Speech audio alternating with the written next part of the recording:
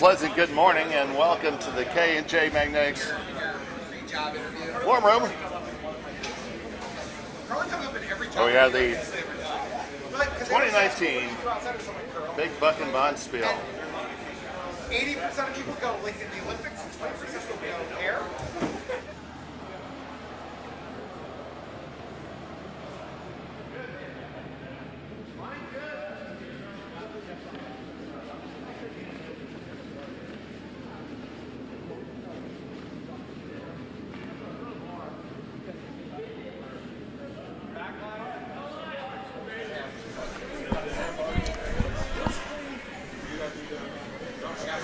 We're here for a 10:15 draw. Featuring Bucks County's Steve Johnson with the His and Hers crew. Steve Johnson, the vice is Mary Fannin.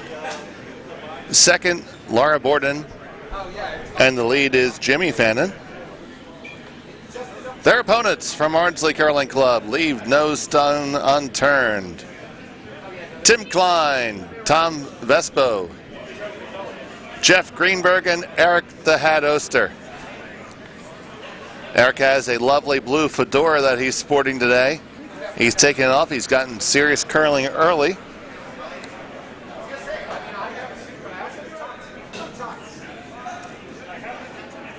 And it will be the Bucks County Curling Club having the hammer, the last stone advantage in the first end.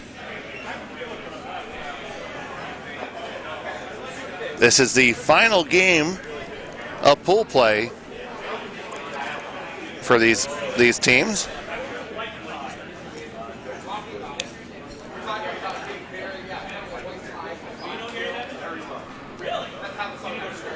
Both teams are 1-1. The Coal Crackers are 0-2. Team Mooney is 2-1.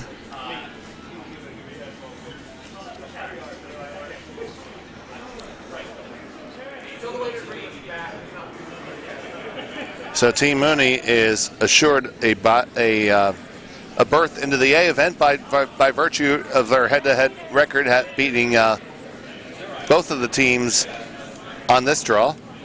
So this draw will determine who is in the B event and who is in the C event.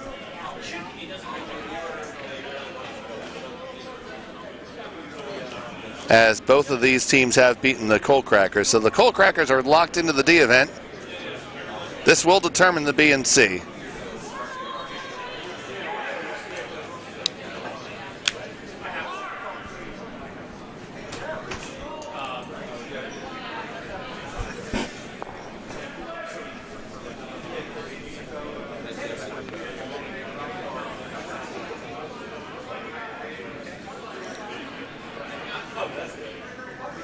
Single high guard for Bucks County. Tim Klein looking to draw in underneath.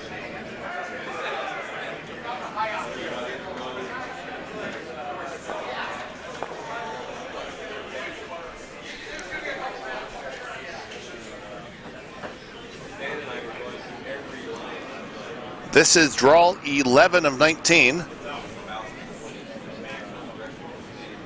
So we're at the 3/8 pole turning for home.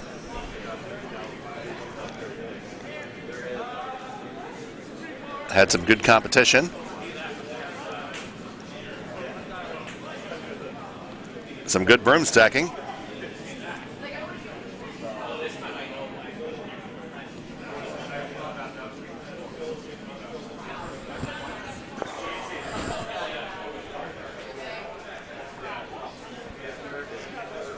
That stone comes to the back 8 foot.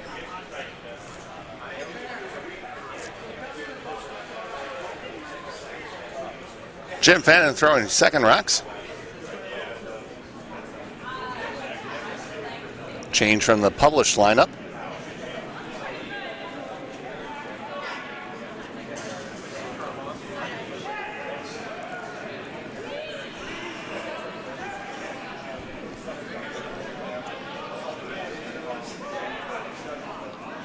Stone over curling, leaving split guards.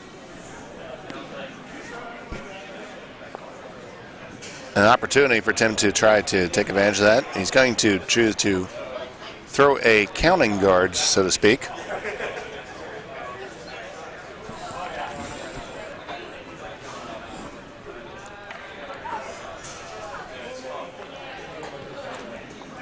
See some more food coming in.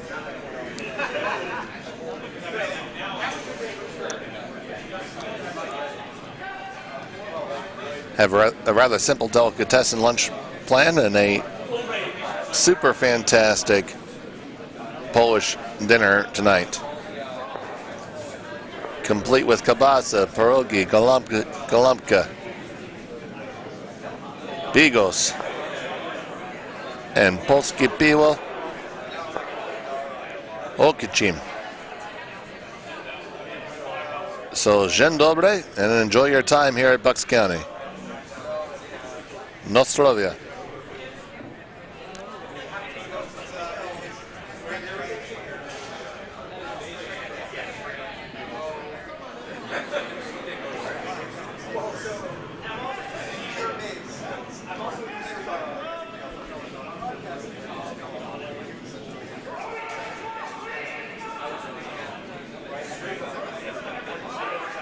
Jimmy and Laura are all over this one. Not going to be able to hold it. It's going to wreck on their own guard, but it will open it up and expose the shot rock.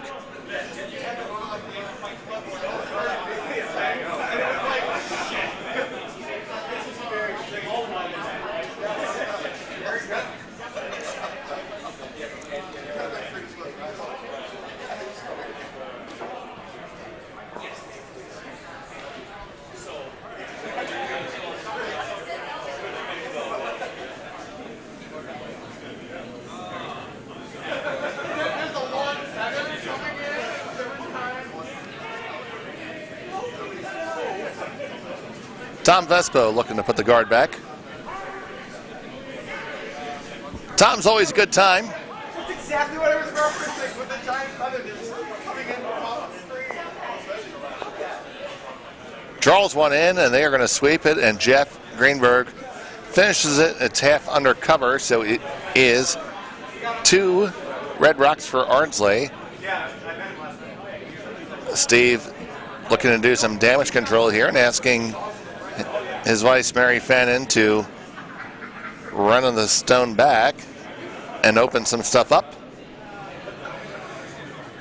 Switching handles. So coming from the outturn side, and Mary left this a little bit wide. Gonna hit something, just a question of which rock.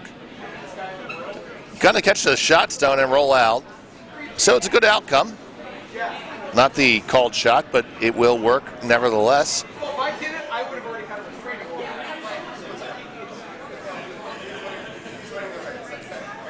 And we have a Dallas Cowboys fan in the front row.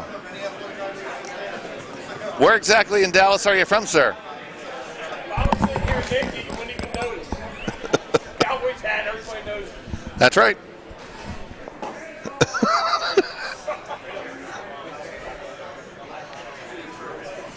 Another reason, folks, why you should not drop your children on their head.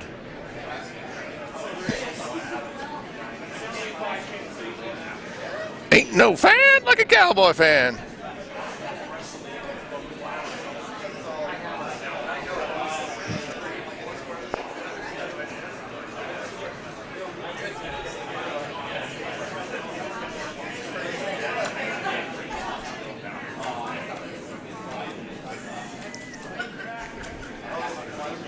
Tim Klein with his first skip rock. This one appears to be tracking onto his own. So Tom's trying to come up with a plan B. It wicks and it whacks, and it's going to push out the Bucks County stone. So now Steve, with his first skip rock, is simply going to remove the Ardsley stone. And if you tuned into our last webcast, we spoke with Jeff Greenberg from the Ardsley Curling Club, and he confirmed that currently this upcoming season is the last season on the lease with the country club, but they are cautiously optimistic on getting at least a short-term extension.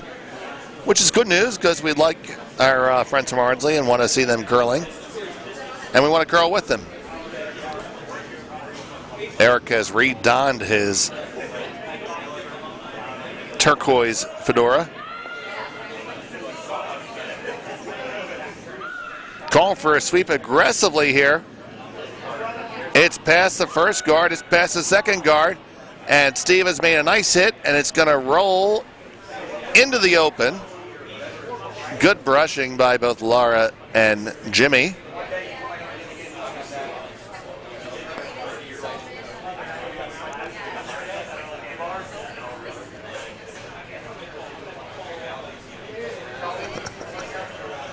Coming in the ice shed to the club this morning.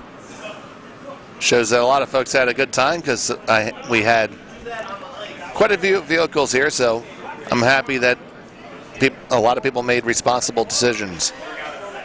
That's the long con. That's the long con.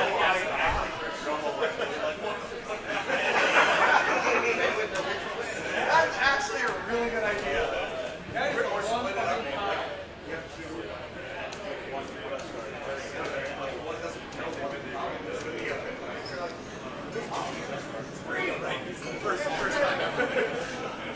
And we have a full draw, of course.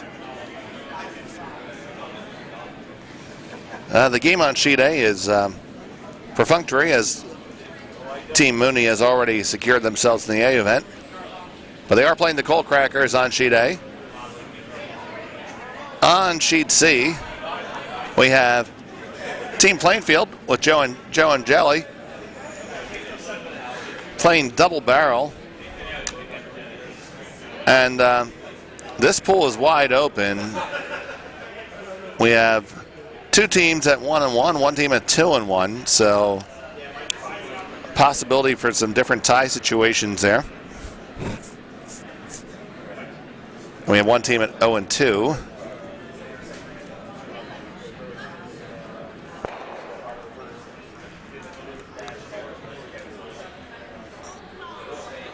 So Plainfield is playing Pittsburgh with Brian Robinson and Daphne Roberts.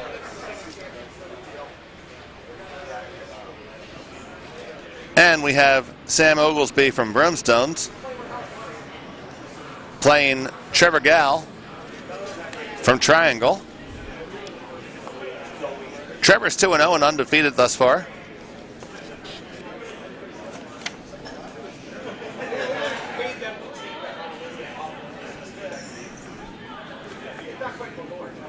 And he is locked into the A event.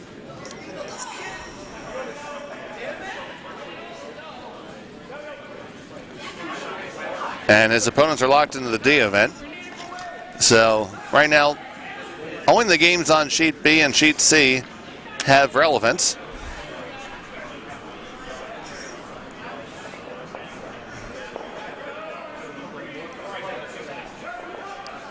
Reason why we know these things is because head-to-head record is the first tiebreaker. In the event of a circular tie, which is possible when you have a one, you can end up with three teams at 2-1 or three teams at 1-2.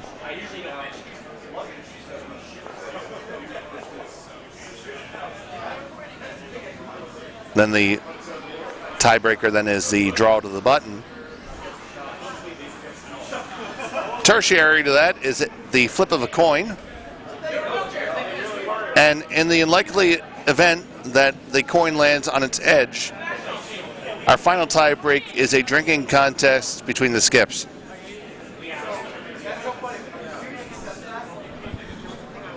We haven't gotten to that stage yet of the Big Buckin Bonspiel, but we are prepared.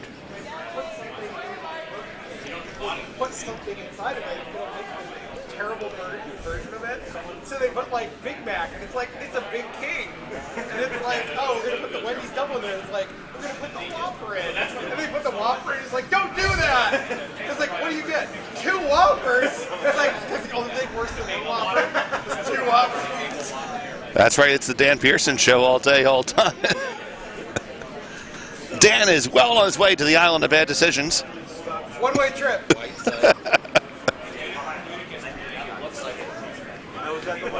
Do you know what this broadcaster needs? Some alert. So Mike, oh, Malort? No broadcast ever needs Malort. It's medicinal. Oh, Jesus Christ.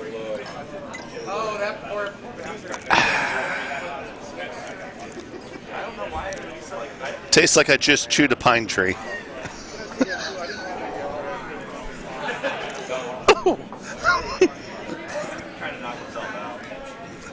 It's medicinal, Mr. Sheffer.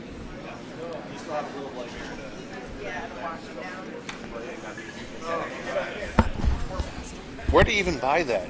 Hal, they give it to You had to buy it in Chicago. Hal.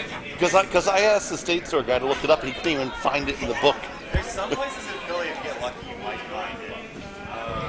It's a bitter taste savored by two-fisted drinkers, according to this. Yes. Yes, I just had myself a little morning remedy. I had some Jepson's Malort, which is savored by two-fisted drinkers the world over. Someone described it last night as it tastes like the day her dad left. It tastes like what? The day her dad left. Okay.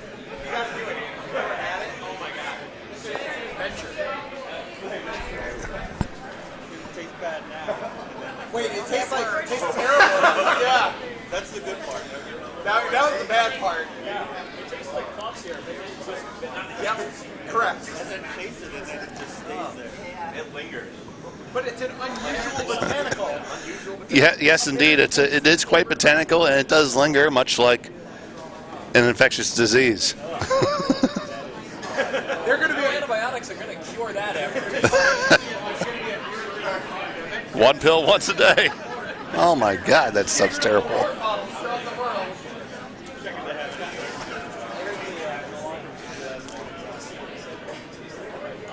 I don't think I can drink orange juice after that. That sounds like something.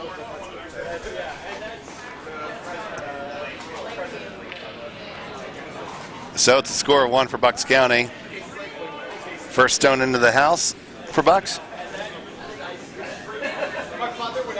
Jimmy Fannin. And I just drank it.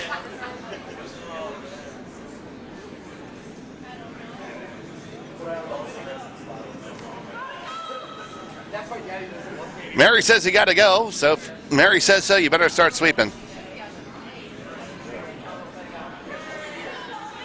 Now sweeping causes the stone to go further and straighter along the line it was delivered, delaying the curl, and will land as a long guard for Bucks County. You guys can watch. We'll pick up the action in just a couple minutes.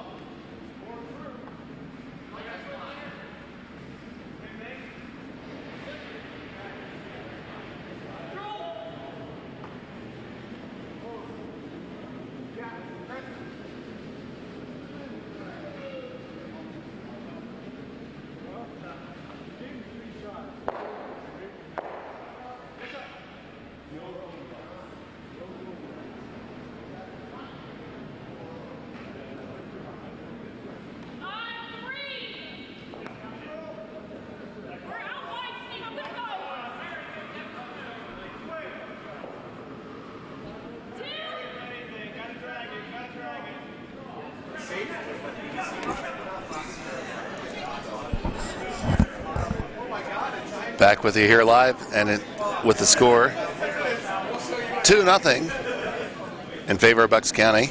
Steve Johnson taking one and stealing one. Play now continues in the third end with Bucks sitting 2. Tim Klein asking Jeff Greenberg to perform a double takeout. On the intern side, they should be sweeping it. Now they're on it. Eric and Tom trying hard to get it past the guard. They're going to get squeezed just past the guard. Take out one, and with a little bit of effort, still it leaves them sitting 1 for short. Really tight for second shot, so a good shot and good brushing. Taking a look around the shed, on sheet D, it's tied up between Broomstones and Triangle. All that's posted is a single point for Plainfield on sheet C. In the first end, they are playing the third end. Score's still not hung up. And Mark Mooney has himself a comfortable 5-0 lead after 2 ends, taking 3 and stealing 2 against the Cold Crackers from Anthracite.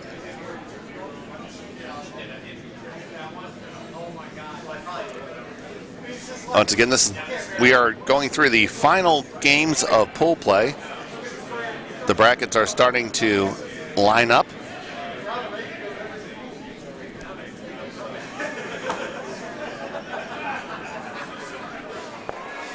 Trying to make the downweight takeout around the guard. They're past the guard.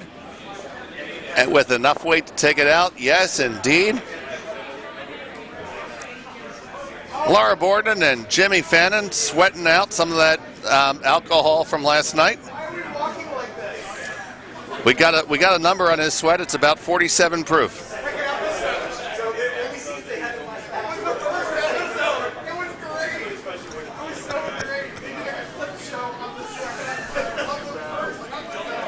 Big sweep out of Jimmy there. Now, asking Tom to do the same shot, but the stone's 1 stone higher now, so it's just a touch tougher.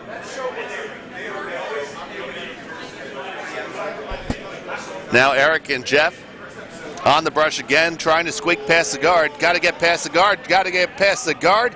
They are, and they return the favor, so the boys are shooting right now. A nice shot back. Now this one's wide open for Mary. And based on this shot, it would indicate to me that Steve does believe that his Red Rocky is second shot. So Mary with the normal-ish weight. It could use some curl. It's going to come back and roll just off the sheet, still in play. So right now, I'd say Bucks is sitting 1, but it's extremely close. We'll go to our sideline reporter, Bill Niedrak. Bill Niedrak, who's shot? Who's shot right now? He says it's red, so we got that information right from the field.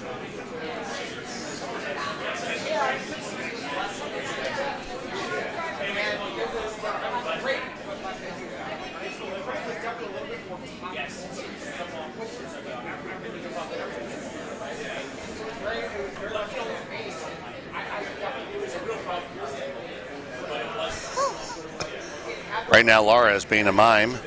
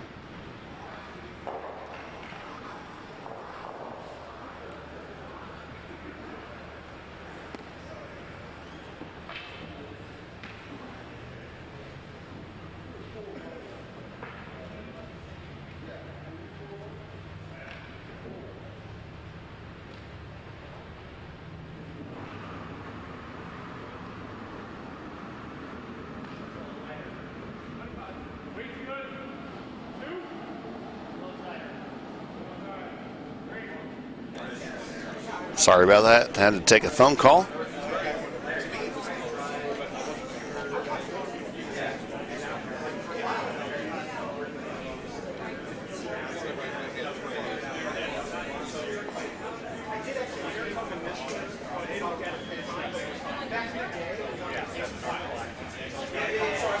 Bucks County sitting 1 at the moment.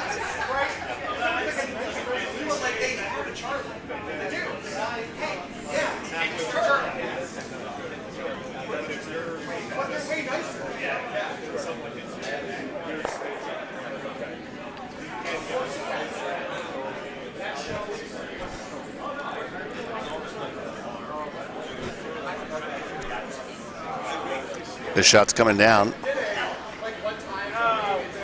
Can come on down to the pocket and freeze on top of the Bucks County rack. So 1 for Ardsley at the moment. Steve Johnson with his final rock.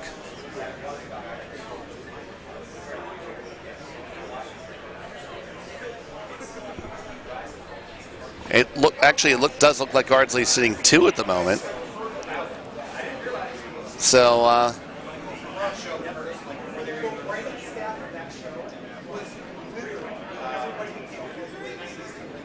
Steve electing to remove the second shot stone, hoping to roll undercover.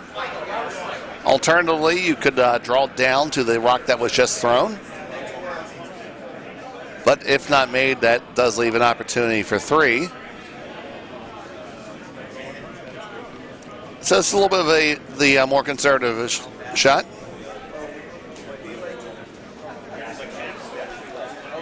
They're looking to throw normal weight. Steve Johnson with the left-handed delivery is on its way.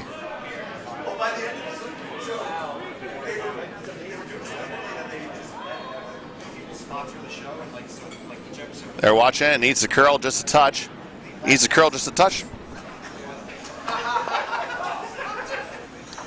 And they do make the takeout. And I'm joined in the booth by Dan Haslett from the Finger Lakes Curling Club. Good morning. Good morning, Dave. Glad to be here. Absolutely. And Nostrovia.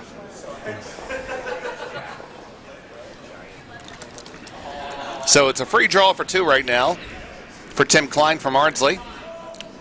If he were to make this, it will level the score at 2. He has to just get the 8-foot. He's got a little bit of backing there, too. Skating back down to look here. Ooh, is he thinking about getting a little cute here? Yes, he is. So, Dan, what's he thinking about right now? Well, I think he's thinking about splitting one of his own in and trying to get 3. At this stage of the game, I think I'd take the tie with a relatively easy shot. Well, it's relatively easy to, he might go by it or he might promote it in. So I think there's a good chance at 2 here anyway. A pretty off chance at 3, I'd say. So it's a bold call. I enjoy seeing it. It's much better viewing. I'm for it. Much more fun than just watching somebody draw the 8-foot.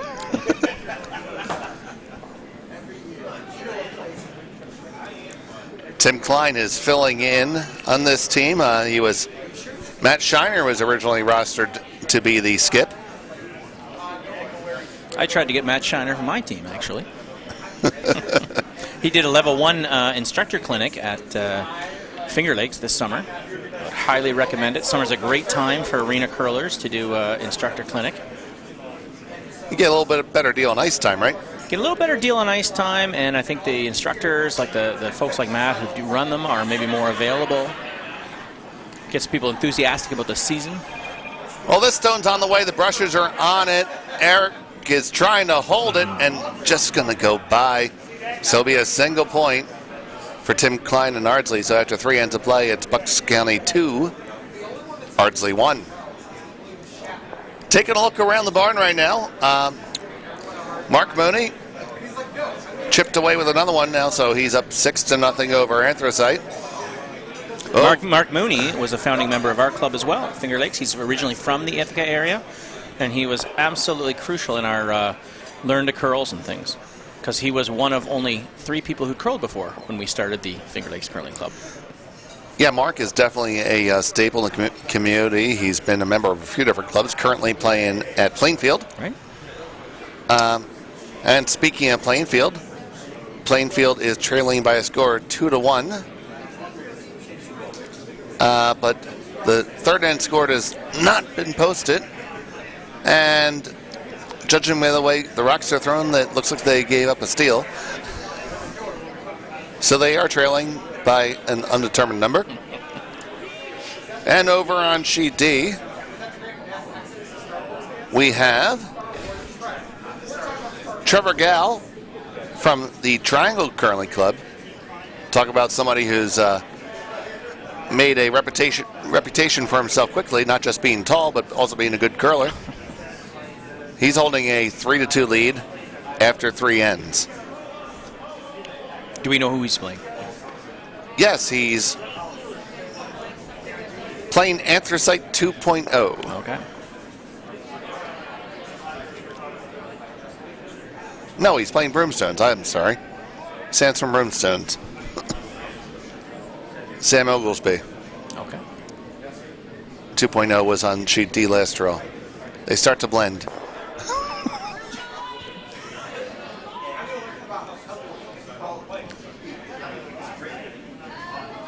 That's a quality that I admire in horse racing callers. They have to memorize and forget 10 names every 12 minutes. It's quite the skill. That is quite the skill. It's one that I would not have. So you have a Caesar there. I do. Well, yes, a Caesar. Nice to see the Clamato available here. Oh, absolutely. The lovely Bucks Country Club, or Curling Club. Oh, if it's a country club, I'd love to hit the back 9 right now.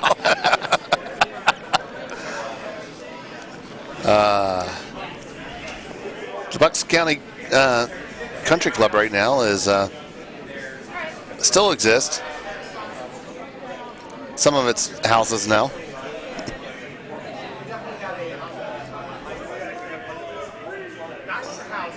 So they. That's exactly what they're trying to do last end. That would have been a score of 3, yeah.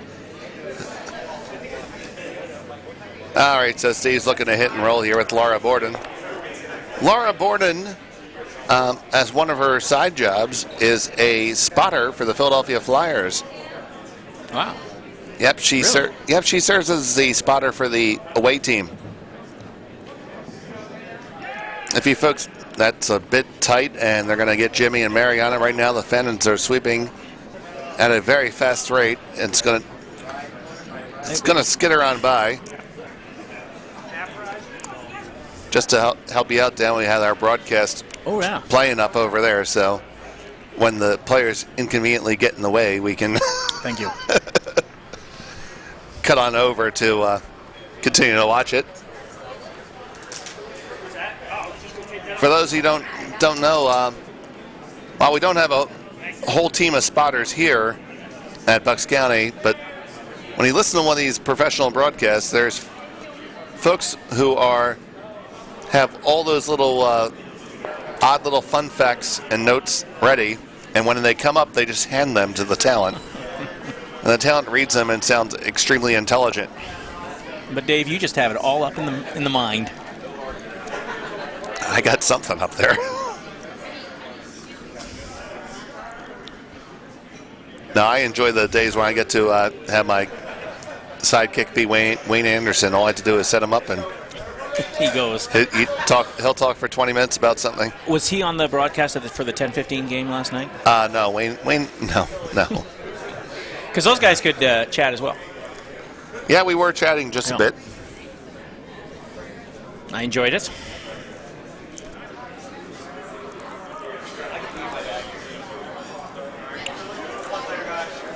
Looking for the double here. Yep. Jim Fannin bringing a firm normal weight. About 8.5. Swept well. It's going to just catch the top one. Not the worst outcome. No. Puts him in a pretty good position. Going to require some follow-up work from there.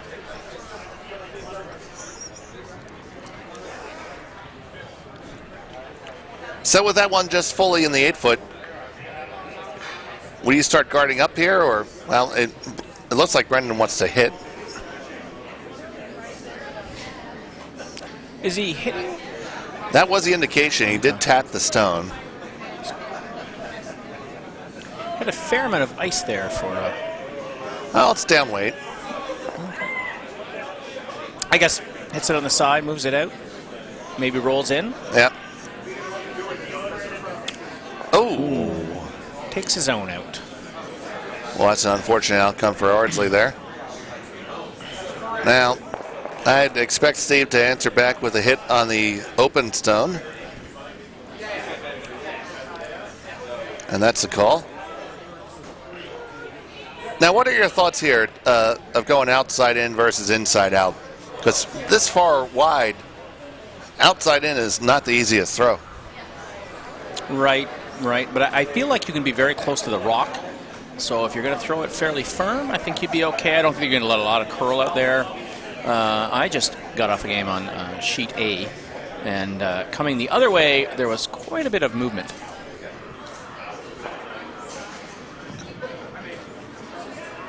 I tend to dump it this way, so I would definitely go the other way. All right, so just by where across the hog line, I think it's in good shape. Agreed.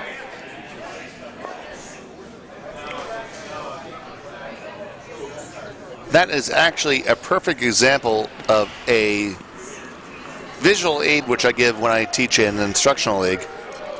I place a stone on the edge of the 12-foot and put a piece of yarn around it and run that yarn all the way back to the hack.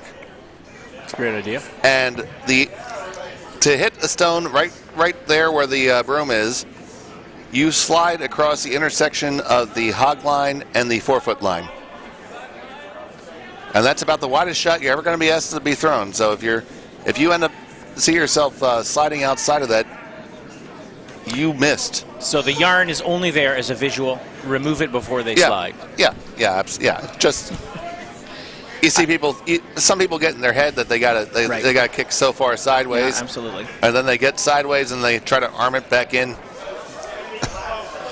I've seen it done with a level as well, so you can kind of have that laser down and they can actually deliver and see the line that they're on. You're fancy with lasers.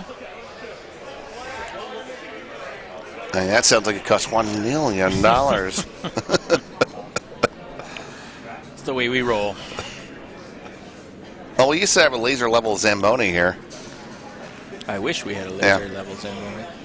Well, that's a device that costs the rink about $25,000. So the Zamboni works off of a transit that's in the corner, and it will work to level the blade. Some arena clubs have had success in getting their arenas to install it, selling it to the ownership that they would be able to run their ice thinner and thus use less power. I know of one club in California, I believe, that got them to go halvesies on it, and it did dramatically improve their ice quality. Wow. Well, we'll have to look at that.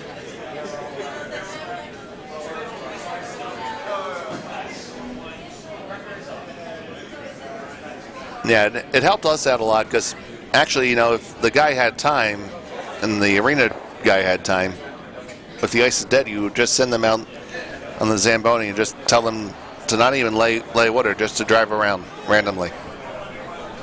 And the transit would start to work on it. Wow. We definitely do a dry cut Finger Lakes Curling Club, so no water. We do a wet cut and then dry, and that has improved us, improved the sort of ruts that we had. Yeah, we found that we do the dry cut crossways. Right. We have not been able to convince them of that yet, but we're working on it. It's still the standard hockey cut. Or I've also heard the figure 8 does well for that. I've seen that done. It takes a little longer. Especially because you're paying for the time. But Yeah. I'd love to be able to do that. Bucks County started as a shared ice arena facility. And how many days do you get to curl at your arena at Finger Lakes? Well, typically our curling night in the fall winter is Saturday night. We have 2 draws starting at around 6 p.m. In the summer, That's not really a bad time. It's a great time, bad day. Well, sure. We've had a number of people who cannot commit to Saturdays, and then of course for the Bonspieling. But it is a great time. We're very fortunate. Yeah, because I know some of my friends curl at 11 p.m. Right. No, I don't know. I don't know if we would have been successful if that was our time. And then I think we're going to introduce day curling this year. Oh, lovely. So maybe a Wednesday afternoon or a Thursday afternoon, and it'll be just a per person price. And not only will some of the people that have shift work or perhaps are retired be able to do it, but if you're it's we one of the things that we find difficult is we don't have any practice time. So if you're able to rearrange your work schedule even for a week or two, you might get an hour or 2 of practice, which would really be invaluable because we get on the ice, we play a game, and we get off. So, well, I think you'll find you'll do well with day curling during the summer months because you get to incorporate teachers. That's a good point. So pretty clean sheet here. Yes, and this one's going to hit and roll out. It's going to leave an open house. Okay. It is Ardsley with the hammer. Steve Johnson trying to draw behind the only guard that's out there. Put the force on.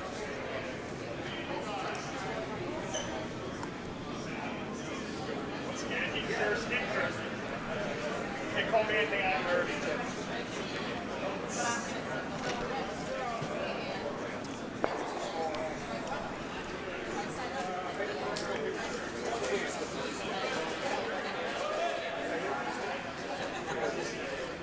So when did you guys put the ice in?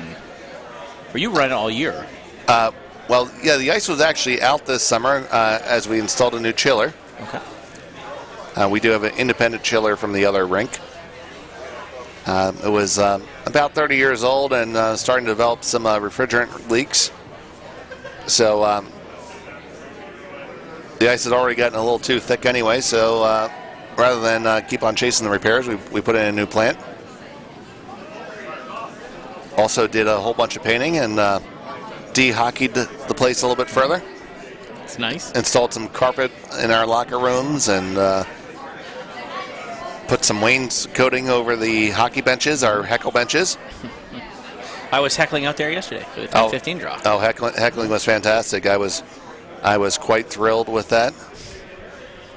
That they availed themselves of every end they were allotted to play, including an additional one. And this is a really nice draw shot. Yeah, it's actually over buried underneath that guard. Yeah. Makes a harder decision for Ardsley. Yeah, as you look at it there on the right-hand side of our screen, it's going to be tough to get to, and it looks like that Tim is going to call a back line-ish type of weight to try to just edge it out.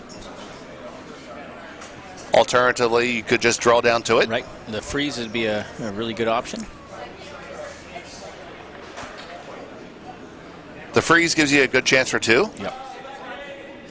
If they tap it, they're definitely going to roll a little more open. And Steve would probably respond with a hit. And then you'd either be taking one or playing the blank. We have not actually had a blank on the webcast yet. We had plenty of blanks on sheet C last night.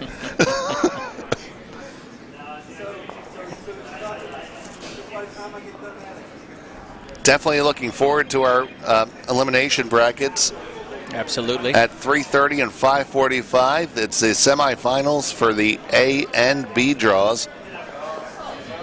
Historically, the best wall-to-wall curling that we ever see here. Mm-hmm. We have good games, but you get 4 good games all the way, and it's a lot of fun to watch. And that one wrecks on the guard. Yeah, it does wreck on the guard. So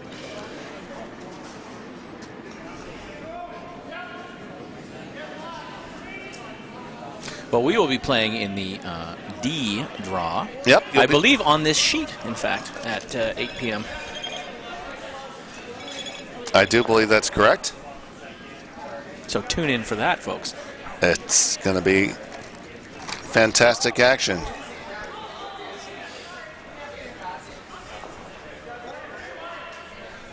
So, I'll let you handle the play-by-play here as I handle a bit of Bonspiel business. That's trouble.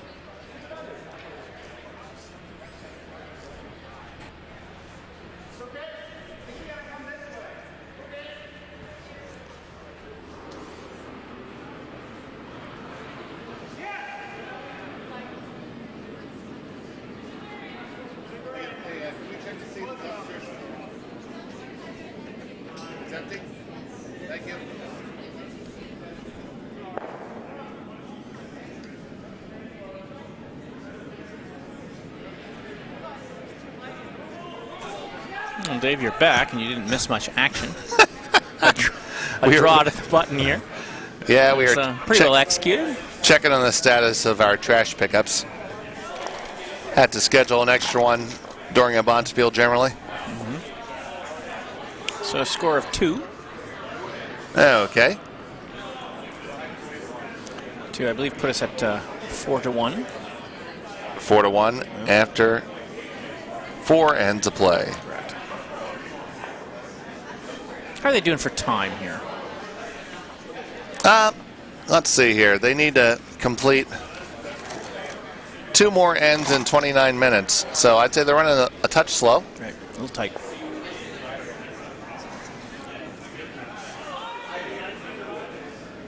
We do use just a straight countdown clock from 95 minutes here. We found so far this week that about half the teams are making time. We've been wondering how to do it at Finger Lakes. We actually are fortunate in that we don't have, if we have one draw, we really don't have much of a time limit. So Right. we're actually, we're a lot of new curlers, a lot of brand new curlers. Probably 90% of our curlers are brand new. So you're teaching them the whole game, the etiquette, everything. And so, you got to focus on certain things and or decide what to focus on. Timing has not been one of them so far. But we are going to double draw, so it will be an issue. It will be an issue, and I wonder if the way you're doing it, we could do the exact same thing on our scoreboard, and maybe that's a good idea. Yeah, it works pretty well. I mean, because you figure every end should be 15 minutes in general. Right. Most times when I've seen it, it's a certain time limit, and if you don't, that's the last end you can play. Whereas you guys do that end and the one next, more, which yes. I kind of actually like because it gives a little more ability to plan, I think. Right, it gives the skips ability to build in that into their strategy to say, okay, am I playing 7 ends? Am I playing 8 ends? So do I really push for a steal here, or do I really try to take one? We'll run up the flagpole, see if anybody salutes it, or as my British friend say, we'll put it in bed, see if anybody shags it. Yes, you are the king of comedy. That's all I got. It's not very good. That is some wild, wacky stuff. I did not know that. Over on sheet D, Sam took 2 in the 4th, giving his Broomstones crew a 4-3 lead over Trevor Gall, who stole a single point in the 3rd end. So that game is quite tight. Looking over at sheet C, Pittsburgh stole 2 in the 3rd end. They have a 4-1 lead. Sheet A is not as close, Dave. No, it is looking all moony all the time. I am a proud member of the I've Lost to Mark Mooney Society. As are most of the skips in this room.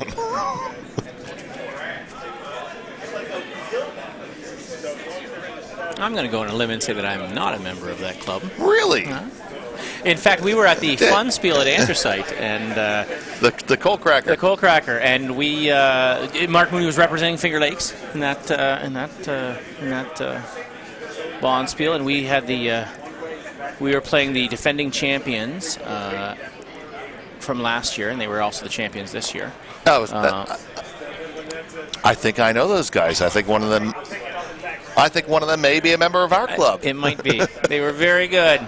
We got one end on them. He wears a funny hat. Yeah, we got one end on them, but Mark Mooney got 0 ends. Oh, there you go. Completely shut out. Now, of course, he was playing with not his normal team. Of course, he was helping us out too. Yeah, so bring some new curlers and get the experience. So. Yeah, the last time I played against Mark, I played against his Playtown team. That would be tough going then. Yes. when Don Arsenal is throwing lead, well, that's gonna be rough riding.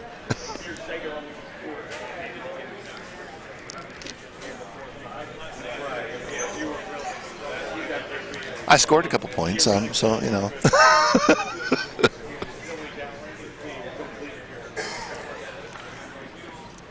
So it's shot stone for Bucks County right now. Tim's looking to hit here. The problem is I don't know if you can roll open to lie 2 because you're going to jam.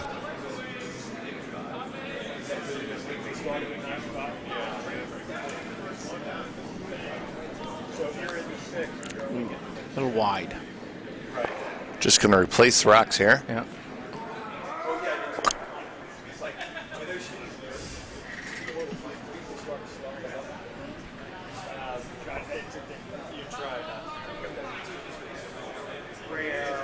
So Steve here is going to try to draw underneath and split the house under cover. Pretty good strategy. That is the call, I think. Jim Fannin, the southpaw. 2 southpaws on this team.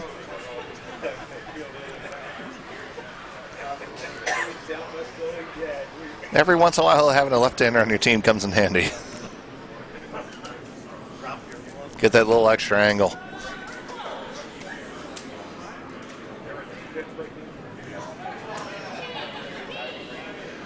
Mary says it's on the tee line. Steve calling a sweep for line right now because it is coming in hard. They are now well past the guard. It's all about the weight, and off they are. Looks pretty good. I'll buy that for $1. It's a good shot. Almost touching the 4-foot. Not bad at all, but Completely guarded. it is dead in line, right. And we have a well-deserved cowbell dangle. I won't even call that a ring from the warm room. That was very Nedrakian. So calling for Peel here. Trying to deal with the guard out front. And that's going to be a Peel. I think so. There she goes.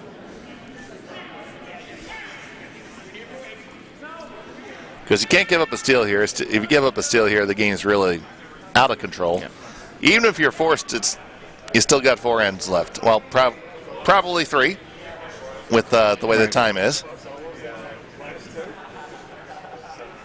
It's only 3. Right. 3-shot lead. That can go away real quick. We've seen a few 6-enders already this weekend. Have we? Yep.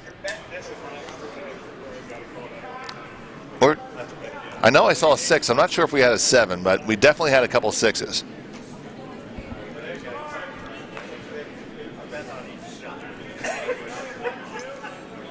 We attract a wide range of skill sets here. Well, that's one of the wonderful things about curling. Yep, and that's the great thing about the pool play format is that after going through these pools, the teams that are potentially on the lower end of the experience spectrum will face each other. Right. And a team that went 0-3 might rattle off 3 wins in a row and end up with their name on a trophy and feel great about their weekend experience. Whereas if they were at a traditional bracket bonspiel, they'd be walking down with their heads in their knees. Right. And the added bonus of knowing your times, your first 3 games right up front. Yep. Being able to plan your trip. You can plan some extra activities. Yeah. But why would he ever leave when there's free hospitality here? Absolutely. And word of that's starting to spread because we went through more food on Thursday than we have ever went through before. Oh, that's because I was here, Dave. You're looking quite svelte. Thank you. So, Steve choosing to ignore his opponent's stones and split the house with his own. Undercover again. We're at the point where it's a sound strategy, but execution is key because this could turn ugly quickly. Absolutely. Would you ever consider throwing another red into that pile to make it tougher to bring the blues into play? I don't think so, Dave. It could also, if you're a little heavy, you could potentially damage your own. But it's whatever you're comfortable with. Okay, Dan. That's me being stupid thick. That's a good draw. That's a good draw. Yeah, I think that's a good call. That's a good draw. Half open. Yep. Mary plays a lot of mixed doubles, so I consider her pretty much automatic to at least be able to draw the 8-foot.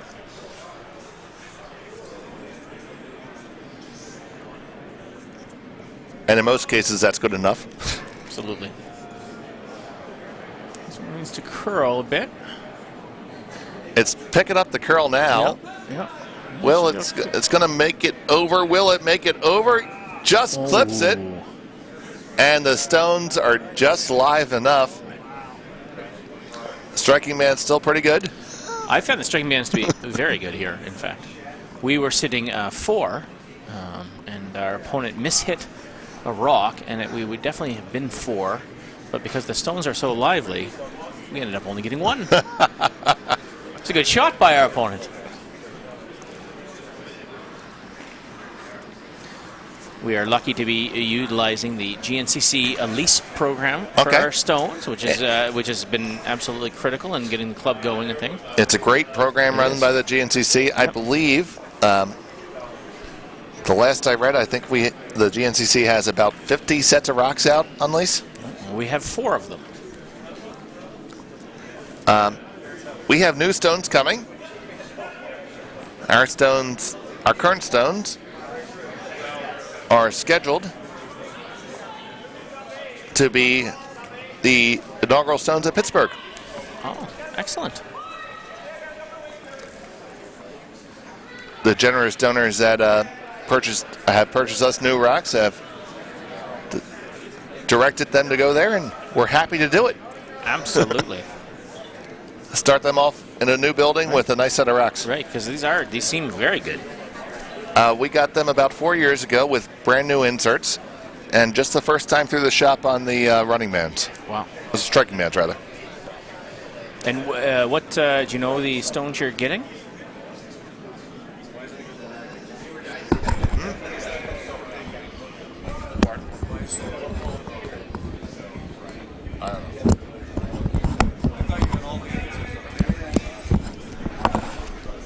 Yeah, so some commentary from the warm room as to wondering why that Tim Klein is electing to draw underneath cover right now.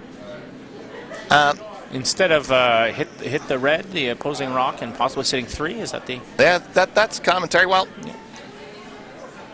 you know that your opponent's trying to get to the same place right now, so if Steve were to throw to the top 4, you're going to be forced to draw to the pins, so why not get there first?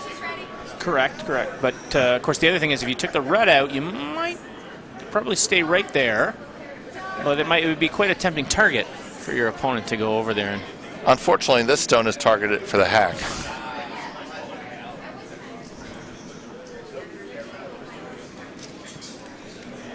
Yeah, so these stones are Treffer on the outside with a blue hone running surface. Very nice.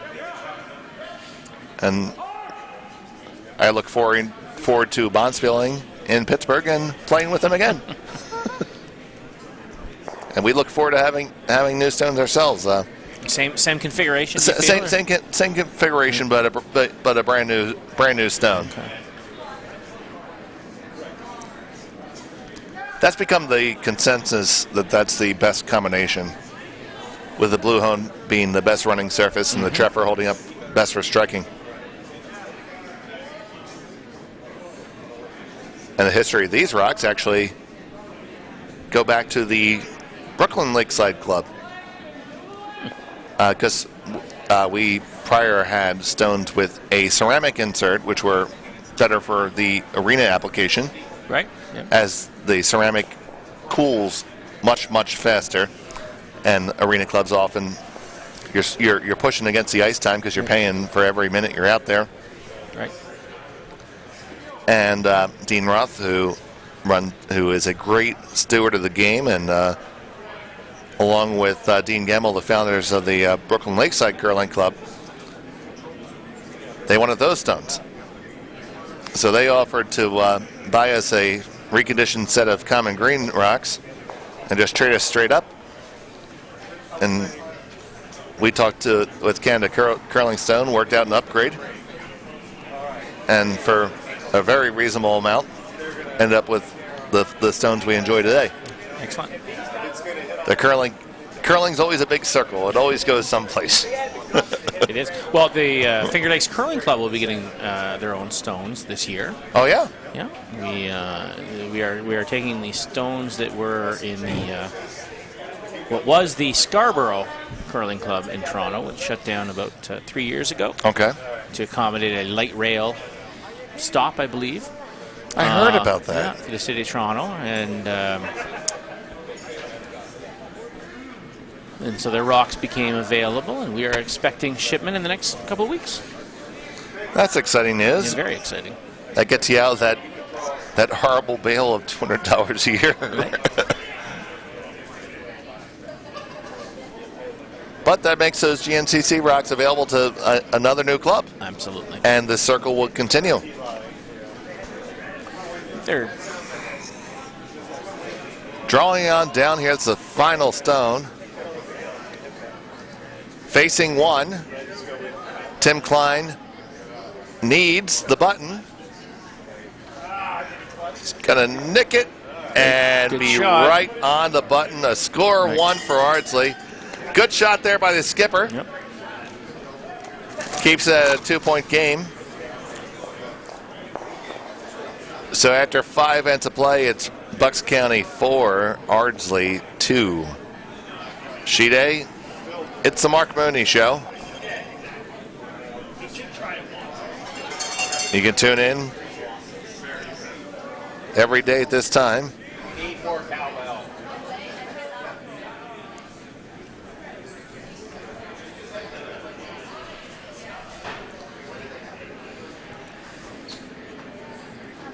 And live from my house, my dad's closing the garage door. It's like betting in the third quarter. Now he's trying to open it. riveting stuff, Dave. Well, as long as he doesn't start the car and drive it, which would be quite a feat because I've removed every fuse now.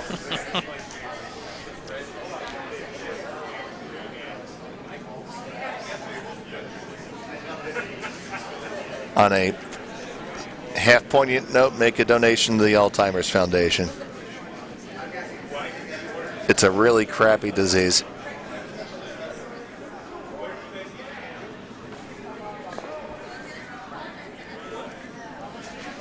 Sheet C shows Pittsburgh holding a 6-2 lead over Joe and Jelly from Plainfield. And over on D with a big score of 3 in the fifth end.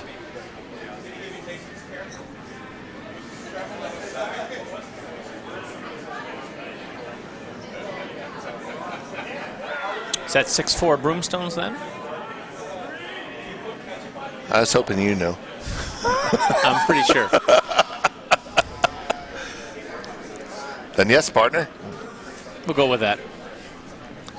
Yeah, nobody's walked around and put the little magnets on the on the signs this draw. My guy for that isn't here.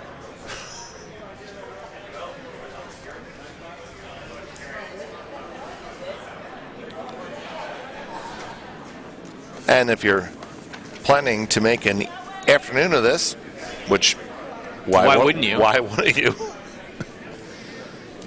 Yeah, Schenectady won. That's Chad Stauffer. He'll be playing off constantly from Pittsburgh with Sean Mazurski. Chad had a great game against Simon from Glendale. Speaking of clubs in Canada, which just shut down. This is the last official, to my knowledge, the last official time that a team will be representing Glendale at a Bonspiel. Very sad. That's very sad. Bit of an honor for Bucks County, though. Well, we're happy to have them, but hate to see a club close.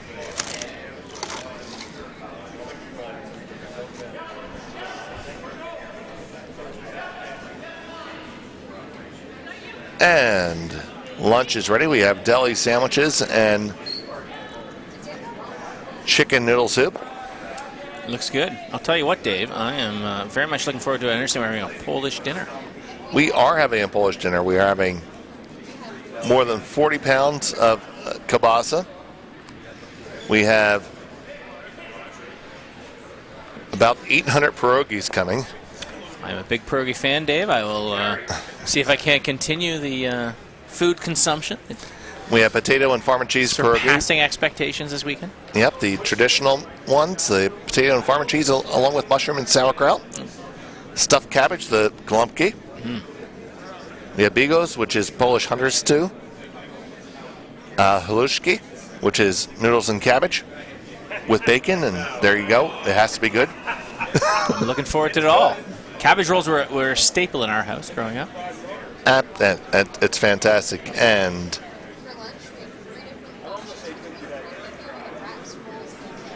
we have a lot of gluten-free stuff. So if you're feeling corny, come see us.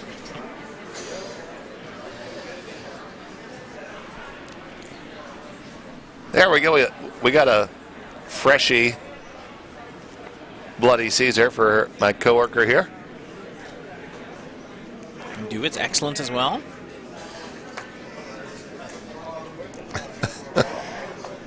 I went to curl. I was at the North Hill Curling Club in Calgary, and I asked for a Bloody Mary. They said we don't have them. We have Caesars. Only Caesars. The clam juice that's not my deal. Jimmy Fannin with the peel here. Getting the one and stuffing it. Double, yeah. But better than it was. Yep. It brings the red at the back into play as second stone. Jimmy appears to have perked up a little bit after being in the cold air for a few minutes.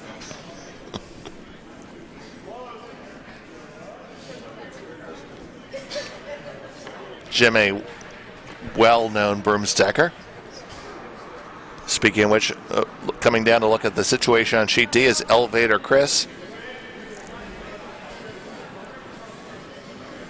The second for Triangle, who came down to join the conversation.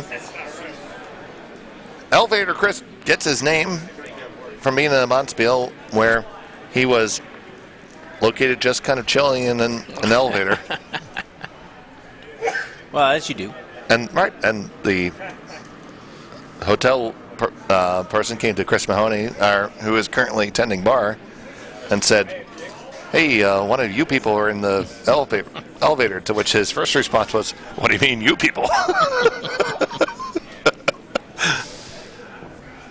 Then we took care of Chris, as you do, and he's been bestowed with name tags, Elevator Chris, Triangle, which he did remember to wear today. I did make sure I bought him 3 of them, because if you're victim to that,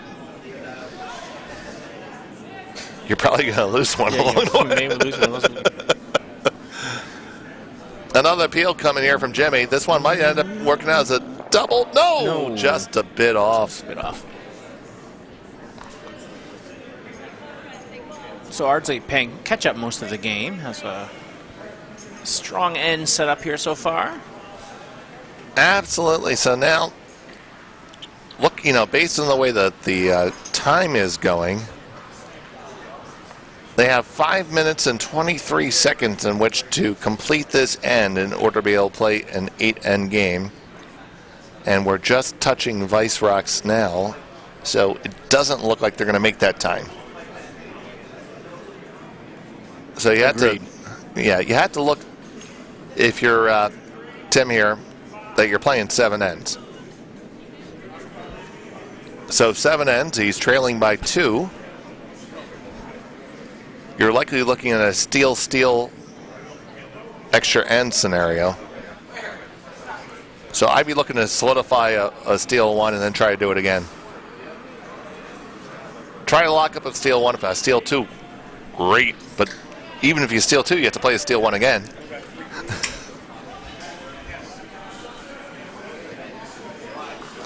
Sheet D has made time. They got no problem. 4.5 minutes to spare. Sheet C is on Skip Rocks right now with 4 minutes, so they'll have no problems making their time. Sheet A is in a similar situation, I believe. I think they're actually on their last rock.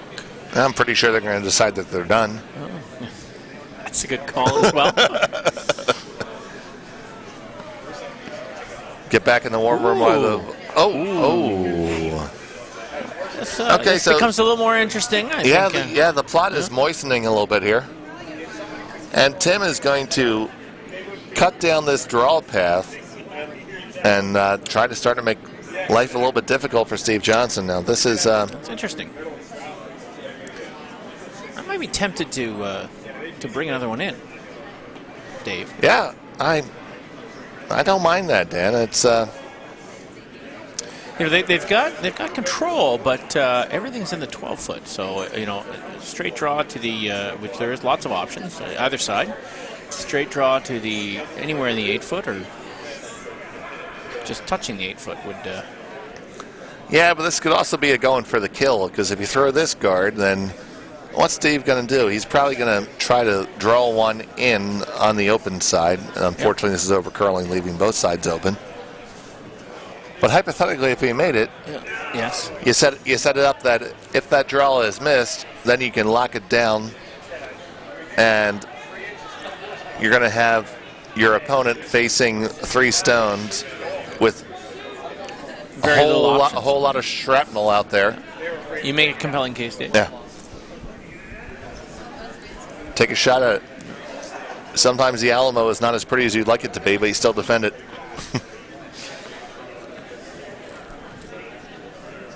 It's all about execution. I find myself playing draw games often, and every once in a while you have to steal, and you end up with one that rolls, and it might not be textbook where you should be to steal, but you say, okay, that's what we're going with. And I believe your correction is, or your prediction is correct on sheet A.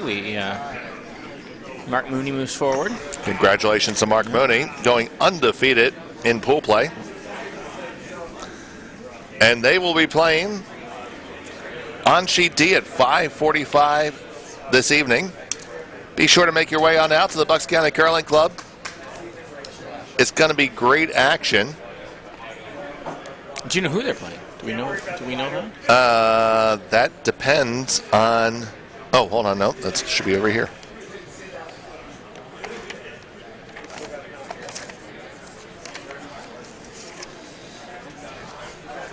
Asking me these fancy questions.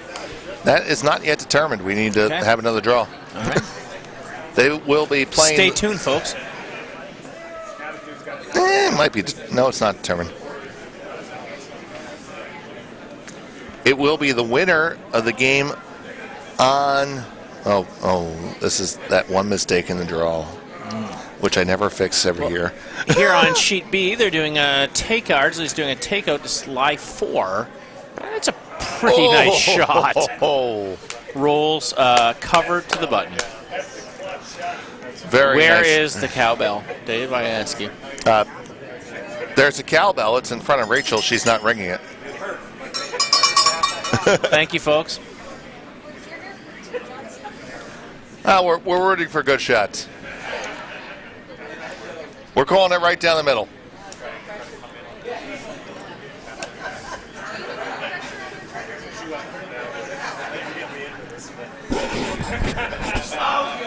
What? I'm okay right now. Thank you. Ooh. Hang on a second. Sheet C is not going to make time. Nope, they just didn't.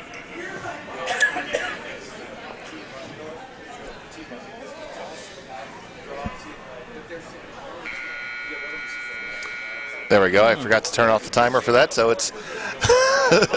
I kind of like the buzzer, Dave, actually. Yeah. No, I do too. Some people say you should always disable it. No, be aware of it. It's there. It's good. It's unambiguous. Yeah.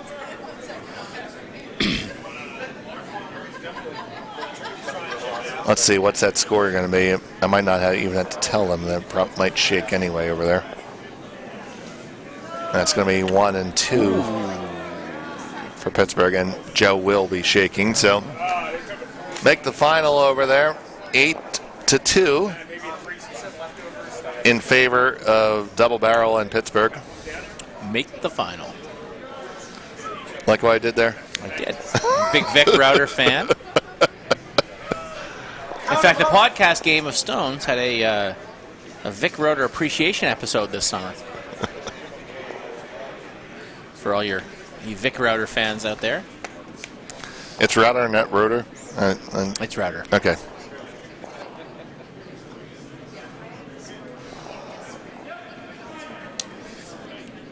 Yeah, when I have Wayne with me, I definitely just play Dumb Vic and let Wayne talk. It's great. Like, so Wayne, would you ever put one over here? Well, don't try that with me. Well, no, Dave. We'll have a little bit of a Dumb and Dumber movie. Well, no, Dave. Oh, okay.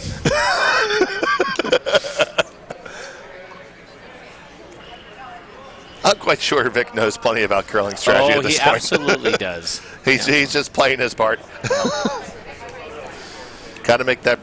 Got to give Russ and Kathy something to talk about.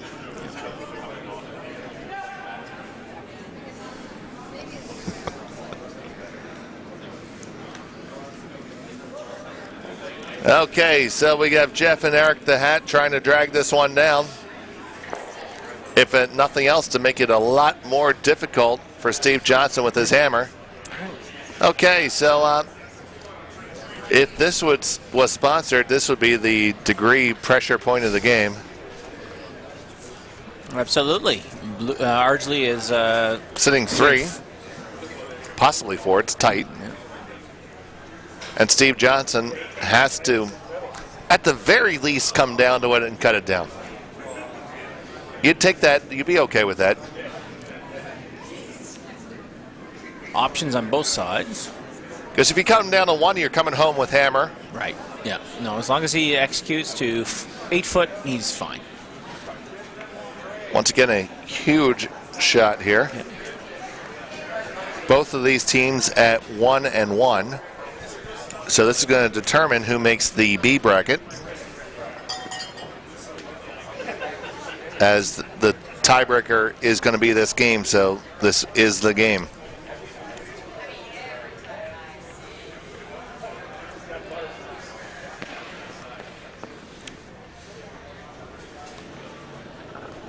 Steve Johnson away, final rock in the 6th end.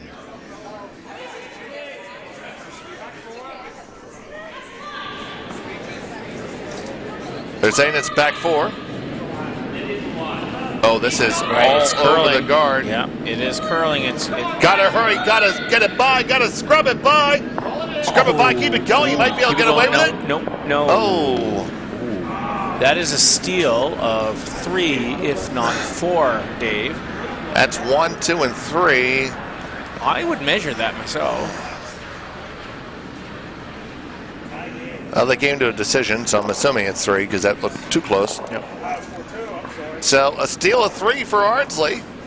And we have some drama here in our have a game final here. end.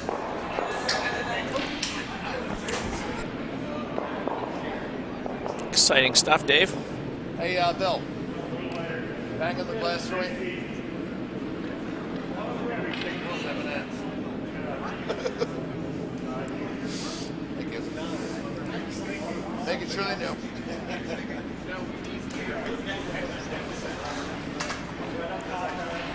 Yeah. Just informed the teams they were aware that this is going to be their final end. They did not make time, so this is the 7th and final end of the game. Bucks with the hammer down 1.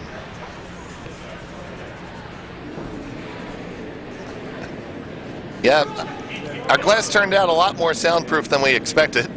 I've noticed that, Dave. Oh, you can't hear a damn thing. If you hear the warm room, you know you made a good shot. I tell you though, I love the viewing area here. You guys have the expansive glass. The height of the glass is really good. You have good views everywhere, and you have 3 excellent rows of viewing. We went through 14 contractors before we found someone willing to install this glass. 14. That's a lot of contractors, Dave. Well, because anybody was willing to do glass, but nobody was willing to do the BFG, The BFG. the big frickin' glass. The center panes that are 14 feet in width weigh in at 780 pounds each. Wow. Well, I'll tell you, Dave. I follow on Twitter a lot of curling feeds, and the Stu Cells, which is a WCT event, they're posting a lot of photos from that. And I will tell you, their viewing area does not come close to this one. Well, thank you so much. Perhaps you guys have a a WCT event in your future. We actually Certainly from the warm room perspective. there has been some actually serious discussion that we may try to do something like that at some point. That's a great idea. You're in the right region. Yeah, we'd like to bring a competitive cash spiel into the area. Charlotte has a WCT event. And also, speaking of our friends from Nutmeg is hosting one on the B Tour, whatever the heck they're calling it. Where are we speaking of our friends from Nutmeg, Dave? Our friends from Nutmeg, Ed Semia and Jeff Hannon and all those folks. Yeah, sure.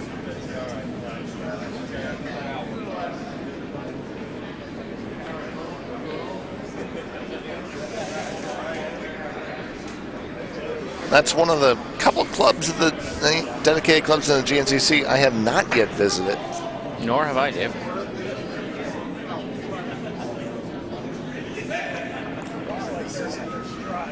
Well, I never woke up and say, hey, I want to go to Bridgeport. But perhaps this is your opportunity. Absolutely. Well, ever since they closed the last highlight front tone there. Pony up a little dough and get in the cash spiel. The Blazing Leaves is a cash spiel this year. A WCT event. I have to make sure I get my good headshot, so for Curling Zone, because You do for sure. You don't want one of those just blank ones. oh yeah, I didn't realize that. I went to the 500 Nationals and we were 4 Smurfs. You don't want that. I'm like, crap. If I known I was going to be on there, would have at least done a Brazilian and put on a thumb.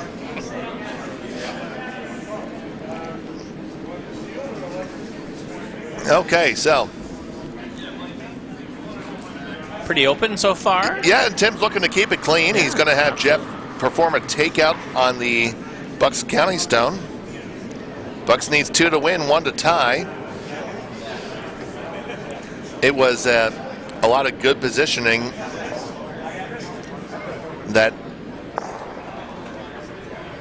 that's going to roll to the back, and no amount of a clean striking bend is going to make that one go.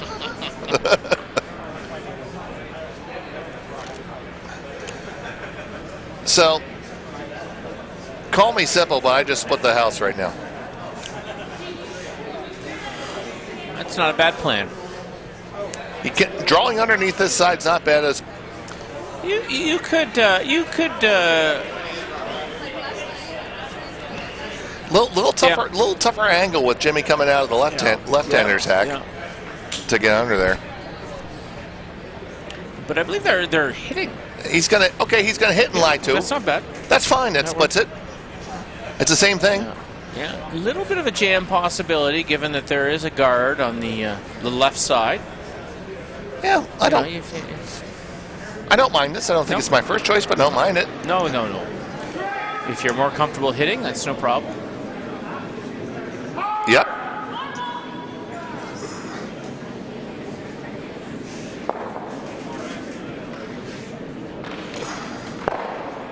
Good shot. Great shot.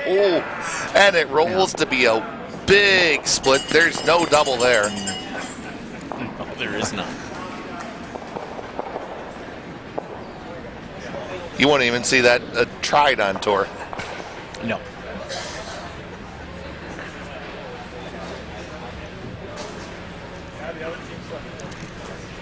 So Tim is going to look to hit and roll underneath his opponent's cover.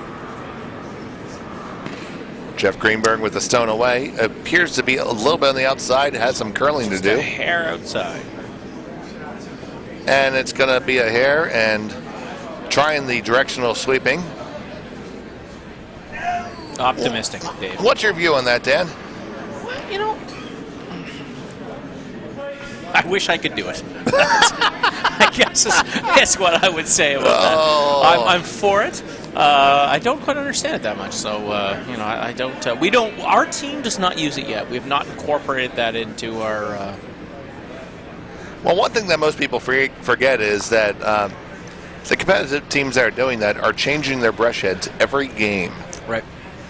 At least I've volunteered in a few events, a world curling, or a world championship. I was the driver for the Canadian team, Dave, and when the Worlds was at Lowell, Mass. And they had a duffel bag full of heads and changed it multiple times per game. Well, now the regulations prohibit you have that. To. Yes, right. You have to show the reason why. Oh yeah. They felt it was wet, and they felt that wet heads are quite a bit less effective, and they were changing them. So they would not always use new ones, but always dry. And you have to have him officiate the events. You had to go and perform inspections. Now we have to take the broom heads off and confirm a model number that's specific to each brand against our approved list. I believe Balance Plus is bringing out a new head this year. Yes, they're making one that's similar in some respects to the hardline head. Correct. That you can replace the cover in a much more economical. Much more economical, but they are also bringing out one that is they have one type that is preferable if you want to go further, and one type that's preferable if you want to go straighter. Really? Yes. I do. That's quite interesting. I think it's a foam consistency scenario. Yeah, I've actually adopted went to the Olsen broom with the flat shaft. More the hockey stick. Yeah, even though I never played hockey, but I got these big oversized mitts, and I think it fits better, and it lets me lean into it better. But I generally sweep about 6 feet at a time anymore now, so.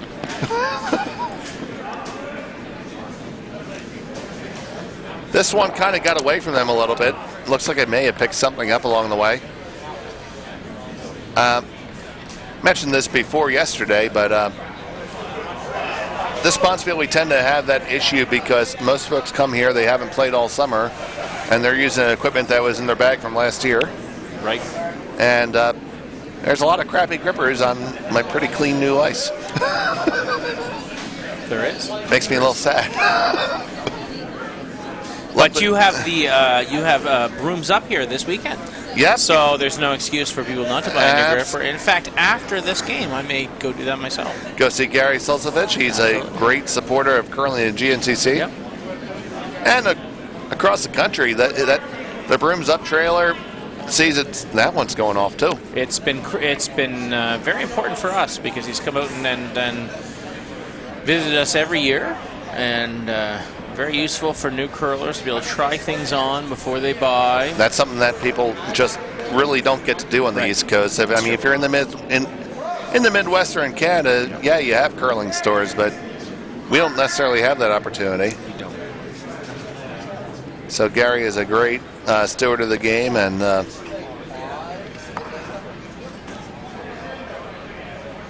one of the best business people I've ever met. So it looks like that Eric just takes the hat off to deliver. Then the fedora goes back on. Why wouldn't it?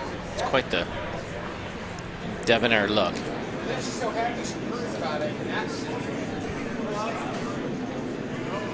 have a nice. I just took the 40-pound bag out of there. I just used it, the 40-pounder. They're all one. There's only one. There was only one in there when I went in there. They were Okay, so looking to take out on shot stone, just a little bit wide. Which way? Down this way? Burns Road. So out the street road, make a left. Bucks County sitting 3, Got it. How many I are we getting? believe, looking to 2 or 3. Got it. 3. Okay. Split the house. Throw them back there. Yeah. Doing a little bit of Bonspiel coordinating there. We've put into our volunteer structure the noblest of animals, the gopher. Oh. Your job is to go for stuff. So I believe they're just trying to put another one in the house on the left side. Job done. Okay, so Bucks County sitting 4. So facing with 4, hammer. Yeah, facing 4 without hammer, Tim Klein and Tom Vespo. I like where Tim's head is. He's looking to draw down to the 1 second shot stone. And Delay shot under cover. Even though it's not his cover, he doesn't care. If Steve makes a run back on him or outdraws him, God bless him.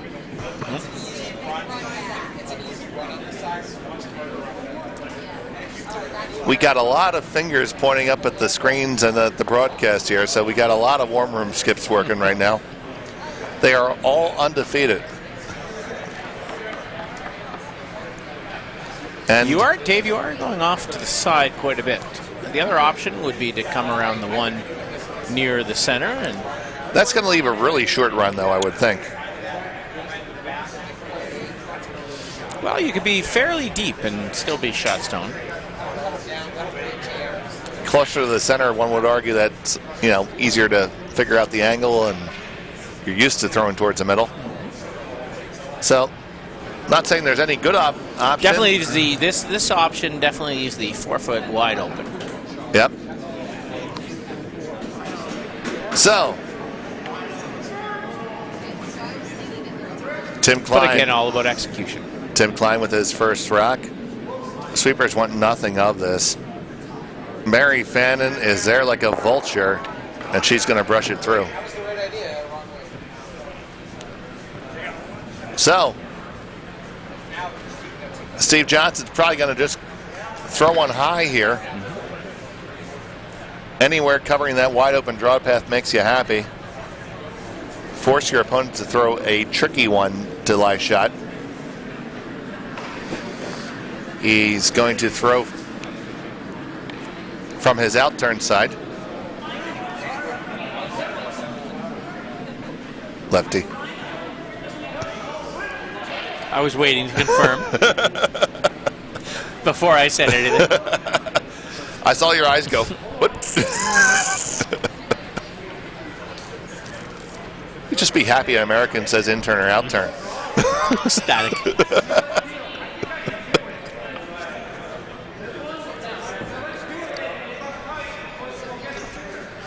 So Steve lines up. And his first skip rock is away. This shot's all about the line. It's a little bit wide, I think, Dave, but it certainly is very. There's a lot of movement here at Bucks County. Yeah, it's catching now. So it's no catching problem now. there. Listen in.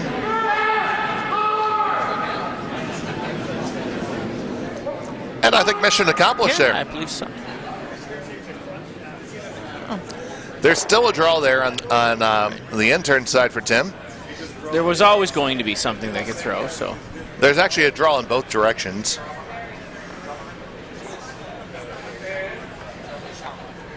Just a question of what you're going to leave. Right. Still, currently red sitting 4. Yep. I'd like to be Bucks County right now. It's a good place to be. If I was Steve, I would have liked to have had that be a biter. Yep.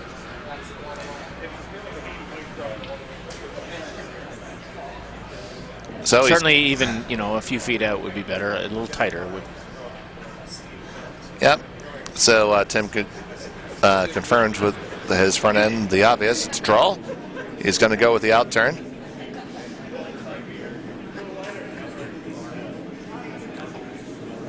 The counterclockwise rotation.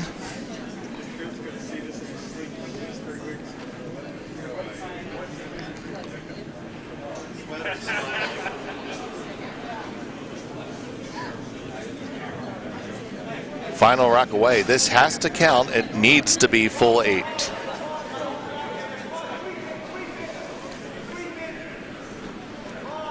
They're on it. They need to be on a hard for line. They got to get past that stone that was just thrown, and it is going to wreck, and that will be the game. It's going to be a steal of 4 in the final end, and Steve Johnson and the his and hers crew from Bucks County Curling Club will go 2-1 through pool play, and they will be playing in the B event this evening. On our featured sheet again at 5:45. So you get to see more Johnson on sheet B. For Dan Hazlitt, Jimmy Fannin, our engineer, I'm Dave Schmel. Have a pleasant afternoon. We'll catch you in just a bit.